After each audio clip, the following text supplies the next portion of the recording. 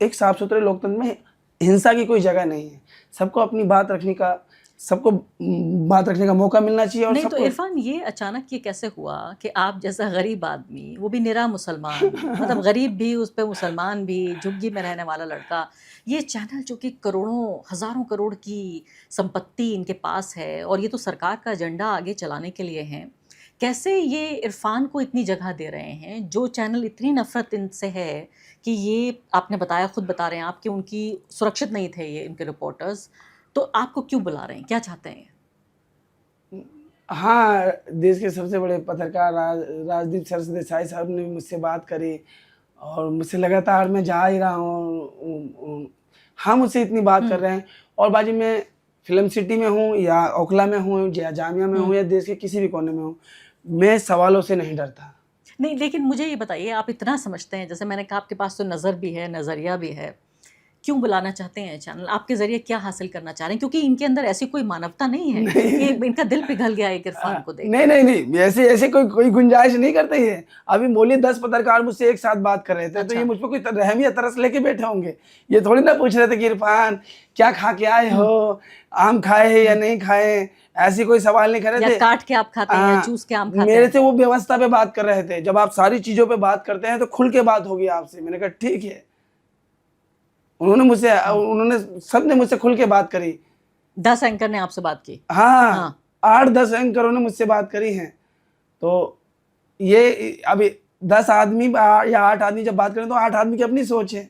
तो आप झेल गए वो सेशन पूरा?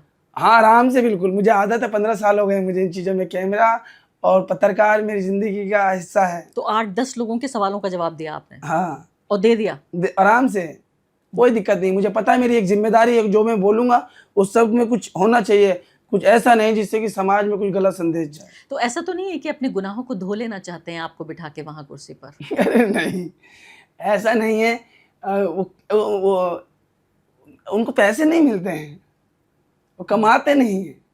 मेरा मकसद मुझे अपने लोगों तक आवाज पहुंचाना है, समझते हैं? उनकी 6-6 घंटे में 10-10 लाख व्यूज आ रहे हैं। देख लीजिए आप, 6 घंटे में 10-10 लाख मिलियन पे वीडियो जा रही है। तो अर्थशास्त्र है इसके पीछे? मतलब समाज शास्त्र नहीं है इसके पीछे, अर्थशास्त्र है। और मेरा मकसद ये है कि मैं सरकार के समक्ष और देश के लोगों के समक्ष अपनी बातों को रखूं।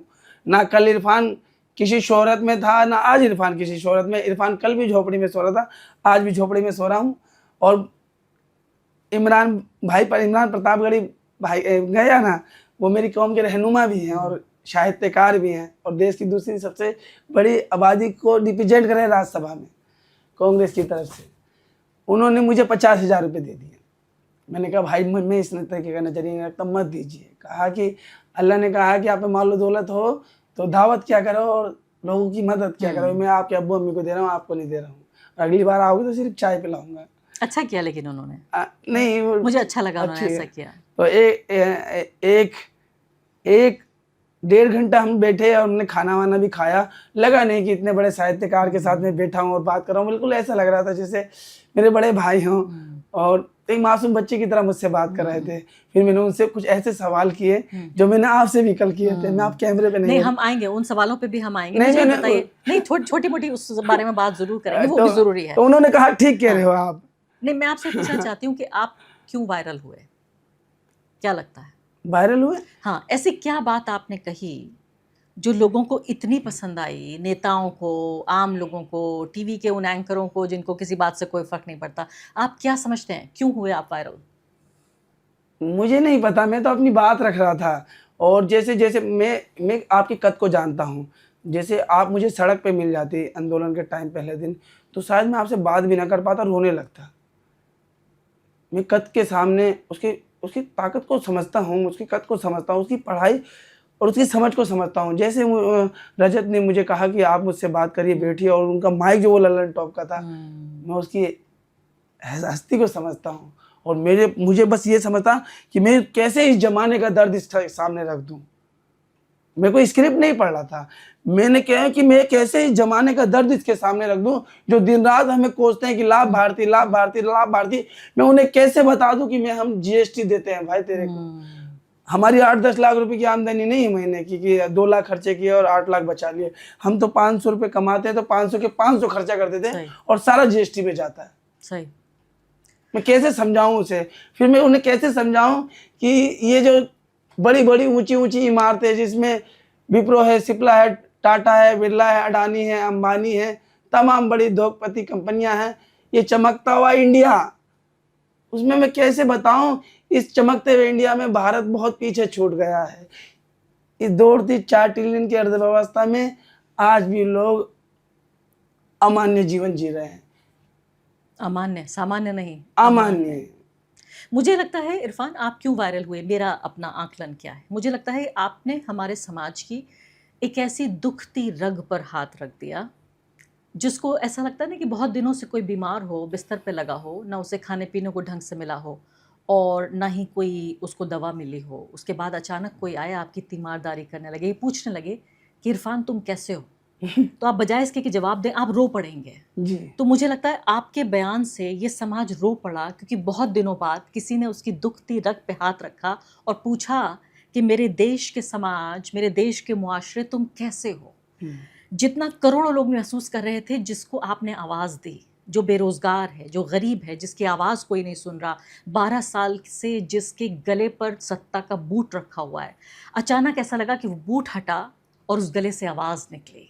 तो वो आवाज़ ऐसी निकली कि वो एक चीख पुकार जैसी आवाज़ हुई। और मुझे इसीलिए लगता है कि इतने लोगों ने आपको इसलिए सुना क्योंकि आप एक पूरे मुआशरे, पूरे एक समाज की आवाज़ बन गए। जी। और मैं उस टाइम में अपना आपा खो चुका था और बहुत रो रहा था और अपनी ज़िंदगी की से जुड़ी हुई बातें भी मैंने बताई और शेर व शायरी और साहित्य का भी मुझे बहुत शौक़ था। तो वहाँ से ललन टॉप को 2 शेर दिए थे मैंने। तो उन्हें उस बात मेरी कोई वीडियो भी रहेगी ना तो बिना शायरों की शायरी की नहीं मिलेगी आपको। मैं बातों में शायरी का इस्तेमाल इरशाद। बातों में शायरी का इस्तेमाल करता हूँ। जैसे मेरी अभी हाल फिलहाल में सारी जो सबसे ज़्यादा वीडियो वायरल हो रही है उनमें से अहमद फराज साहब की जो लाइन है वो सबसे ज़्यादा वायरल हो रही है कि काफिर हूँ सरफिरा हूँ, कि काफिर हूँ सरफिरा हूँ मुझे मार दीजिए, मैं सोचने लगा हूँ मुझे मार दीजिए। ए एहतराम, ए हजरत, ए इंसान, मेरा दीन बेदीन हो गया हूँ, मैं सभी दीनों को मानने लगा हूँ मुझे मार दीजिए। मैं पूछने लगा हूँ सबब अपने कत्ल का, अब हद से बढ़ रहा हूँ मुझे मार दीजिए। मैं ठीक सोचता हूँ या कोई हद है मेरे लिए, मैं साफ देखता हूँ मुझे मार दीजिए। ये जुल्म है कि जुल्म को कहता साफ जुल्म, क्या जुल्म है मुझे मार दीजिए। जिंदा रहा तो करता रहूँगा प्यार, साफ साफ कह रहा हूँ मुझे मार दीजिए। मैं किसी से नफरत नहीं कर सकता, इसीलिए मुझे मार दीजिए। क्या शानदार आपने बात कही है, क्या खूबसूरत आपने बात कही है। मुझे कोई ऐसी बात बताइए जो आपने अब तक ना कही हो, जो कहने का बड़ा मन हो लेकिन कह ना पाए हो। मैं आपसे क्या कहूँ, मैं पिछले 1 हफ्ते से हर किसी को कोशिश कर रहा हूँ कि इस देश की एक ऐसी सच्चाई बयां करूँ जिसे किसी को से ना कर सका, लेकिन बहुत सी चीज़ें हैं, मैं क्या बताऊँ। शेर व शायरी जो है एक ऐसी चीज़ है कि साहित्य एक ऐसी चीज़ है कि उससे हम सत्ता से सवाल कर सकते हैं डायरेक्टली। बिल्कुल। जब निराशा इंसान पे हैवी हो जाती है तो शायर की बात से सत्ता से सवाल किया जा सकता है। जिस तरीके से गोपाल दास नीरज की एक पंक्ति मैंने कही थी ललन टॉप पे कि सपन जड़े फूल से, मीत चुबे सूल से, लुट गया सिंगार सभी बाग के बबूल से। हम खड़े खड़े बाहर देखते रहे, कारवां गुजर गया गुबार देखते रहे। नींद भी खुली न थी कि हाय धूप ढल गई, पाँव भी उठे न थे कि जिंदगी फिसल गई। पात पात झड़ गए, साग साग जल गई, चाहत तो निकल सकी ना पर उम्र निकल गई। इस दर्द को महसूस करने की जरूरत है, क्या कह रहे हैं। और एक कविता, एक बहुत बड़ी कविता है, 7 मिनट की कहो तो सुना दूं मैं आपको। शुरू कीजिए। शायर को शायर की शीर्षक राम, आपने सुनी होगी। सुनी है आपने? सुनाइए। आपने सुनी है? नहीं। शीर्षक राम जी। नहीं, आप बोलना शुरू करेंगे तो मुझे याद आ जाएगा शायद। हाथ काट के रख दूंगा। हाँ हाँ, सुनी हाँ, है? छोटा सुनाइए इसका एक हिस्सा। पूरी सुना दूं? पूरी सुना दीजिए। आध आध सुना दूं? सुना दीजिए आप, हम देख लेंगे। चलिए मैं इसका छोटा सुना देता हूँ कि भारत की नींव है कविताएं, सत्य हमारी बातों में, कलम हमारी तीखी और साहित्य हमारे हाथों में, तो सोच समझ कर राम कहो तुम, ये बस एक आर्टिस्ट का नारा नहीं, जब तक राम हृदय में नहीं तुमने राम पुकारा नहीं। तो राम पहले दिल में होनी चाहिए। अब आखिरी आपसे दो चीज़ें। पहली बात तो अब आगे का रास्ता, ये पूरी शोहरत, ये सब कुछ जो मिल रहा है इरफान को, नहीं, आप हर एक चीज़ के लायक हैं। आपने अपने आप को बनाया है, आप इतने दिनों से तैयारी कर रहे थे, अचानक एक मौके ने आके दरवाजे पे दस्तक दी, और ये शोहरत, ये इज़्ज़त, ये अहमियत, जो भी कुछ आपको मिल रही है, हर एक शब्द, हर एक चीज़, हर एक मिनट के आप लायक हैं। मैं ये बात बहुत ज़िम्मेदारी के साथ कह रही हूँ। तो अगला इरफान के लिए क्या होगा? और आखिर में मैं ये भी चाहती हूँ कि इस कार्यक्रम को हम समाप्त करें संविधान की जो प्रियम्बल है, हाँ, प्रस्तावना है, उसके साथ इस कार्यक्रम को हम ख़त्म करें। लेकिन उससे पहले मुझे अपना प्लान बताइए क्या है? प्लान मेरा सीधा सिंपल सीधा यह है कि मुझे देखने वाले तमाम लोग या मुझसे जुड़ने वाले जो लोग हैं, तो मैं उनसे यही कह, वो सब लोग देश का भला चाहते हैं, आप देश का भला चाहते हैं, हम देश का भला चाहते हैं। और राजदीप सरदेसाई बोल रहे थे कि अगर आपसे पीएम मोदी मिलना चाहे तो आप मिलेंगे। तो मैंने उनसे भी कहा, हमारे वैचारिक मतभेद हैं, लेकिन आप भी देश का भला चाहते हैं, हम भी देश का भला चाहते हैं, बस हमारे वैचारिक मतभेद है, मिलने में क्या बुराई है बाजी।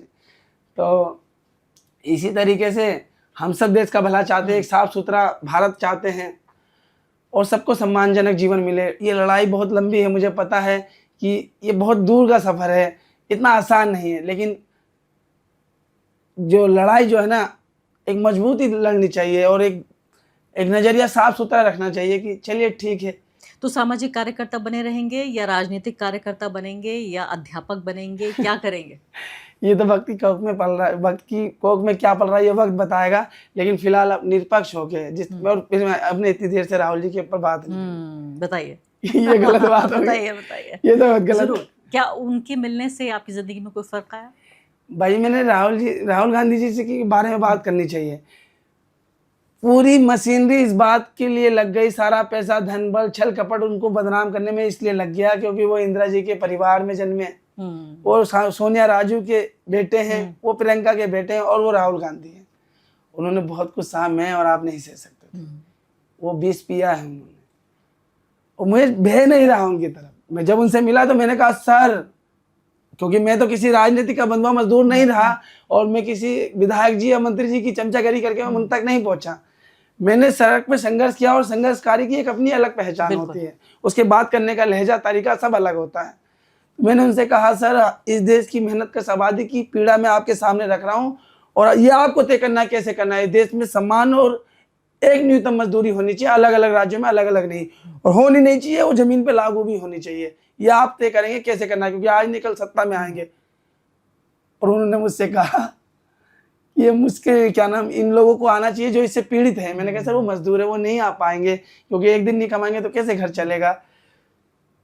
तो फिर उन्होंने मुझसे मेरी बातें सुनी और फिर मैंने उनसे कहा कि अगर आपने हमसे वादा खिलाफी करी तो हम आपके खिलाफ भी असहमति रखेंगे और सड़कों पे आ जाएंगे। उनके मुंह पे सर मैंने कहा, उनके मुंह पे मैंने ये बात कही। जवाब उनका?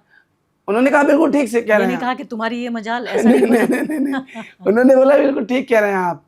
और उनसे बहुत सारी बातें हुई, वो बहुत कम बोल रहे हैं, लेकिन उनकी एक बात बहुत अच्छी लगी कि मजदूरों के अधिकार होते हैं और गुलामों के नहीं, और भारत में मजदूर नहीं गुलाम है। और मुझे सबसे अच्छी उनकी बात ये लगती है कि वो सिर्फ बोलते नहीं हैं, वो सुनते हैं। सबसे प्यारी बात। अब हम आखिर करते हैं इरफान इस सेशन का संविधान की प्रस्तावना के साथ। हाँ, मैं संविधान की प्रस्तावना पढ़ता नहीं, उसके हर शब्द को जीता और महसूस करता हूँ, और वो भारत के हर तरीके से भारत की एक रचना है। भारत के अनेकता में भी एकता है। सभी धर्म जाति समुदाय के जीवन को बेहतर करने की बात करता है।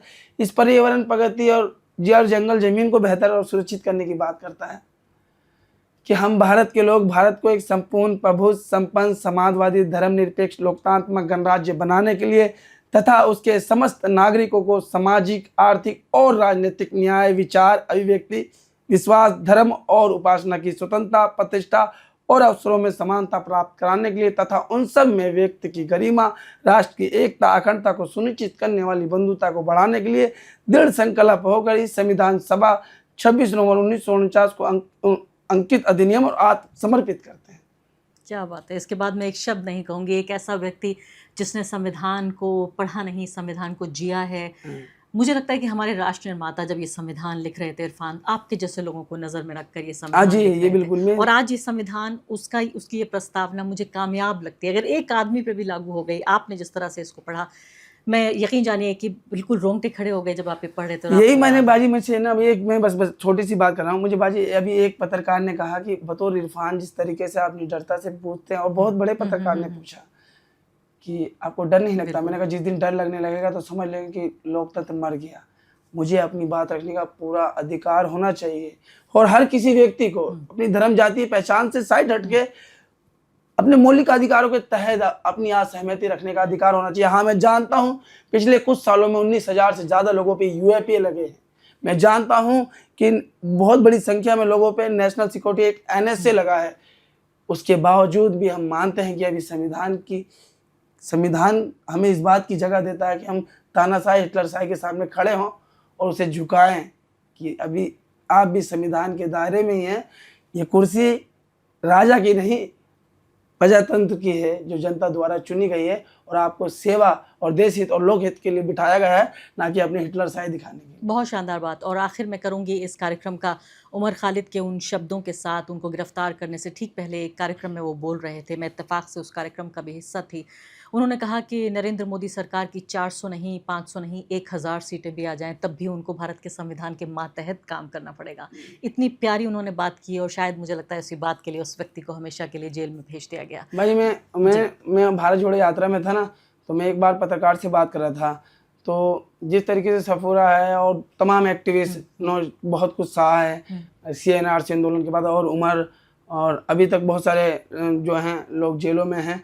तो मैं ये कहता हूँ, ये जो बिरयानी खा रहे हैं मेरे रिलीजियस लीडर, ये मेरे लीडर नहीं है, मेरे लीडर यही हैं। और बात रही जो उमर खालिद के नाम से पिनक जाते हैं, दिल्ली पुलिस की दलीलें उसी दिन ट्रायल, जिस दिन ट्रायल होगा उसी दिन डस्टबिन में नजर आएंगी। कम से कम शुरू तो हो। ट्रायल आते ही वो सारी दलीलें डस्टबिन में नजर आएंगी, कुछ भी दम नहीं है उनमें। बस वो धाराएं ऐसी हैं, वो मुकदमा ऐसा है, उसमें आदमी लंबे समय तक सुनवाई से वंचित रह जाता है। केरला वाला जो केस हुआ था, इस निंदा वाला, नजीम वाला, जो सब का जो हाथ वाला, हाथ काट लिया था, हाँ, उन सब चीजों की हम भी निंदा करते हैं, आप और हम सब। सही बात है। अगर उन पे कूड़ा फेंकने वालों के लिए उन्होंने दुआ करी, अगर उन्हें किसी ने कुछ कहा, छोड़िए। बहुत बहुत शुक्रिया इरफान आपका, आप यहाँ आए, आपने इतनी प्यारी हमसे बातें कही। मैं कहूँगी ये पूरा छोटा सा स्टूडियो बिल्कुल गुलजार कर दिया आपने। मैं इतनी समझ नहीं लगता बाजी, बस ये है कि मैं आप जैसे से मिलता हूँ तो बहुत कुछ सीखने को मिलता है।